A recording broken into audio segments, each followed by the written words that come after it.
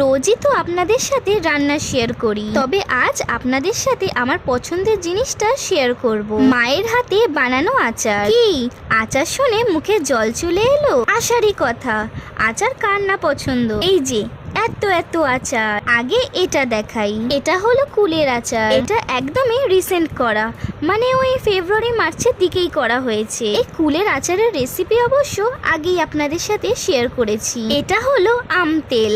আম তেল দিয়ে মুড়ি মাখা হলে আর কি চাই। এটা হলো আমের মিষ্টি আচার, যেটা কিনা প্রায় শেষের দিকে। ঘরে আচার বানানো হয়েছে একবার দেখতে পেলেই বয়ামে ভরার আগে অর্ধেকের বেশি শেষ হয়ে যায়। এটা হলো আম কাসুন্দি। এবছর 2 ধরনের কাসুন্দি করেছিল মা, ওইটা শেষ হয়ে গেছে আর এটাও শেষের দিকে। এটা হলো আরেকটা আমের টক আচার। আপনাদের দেখাবো কি, আমার তো মনে হচ্ছে ফোন রেখে আগে খাই। এটাই আছে তেঁতুলের আচার। আমি আচারের মধ্যে কুল আর আমের আচারই বেশি ভালোবাসি, কিন্তু যে কোনো আচারই হোক সে আবার কেউ ছাড়ে নাকি।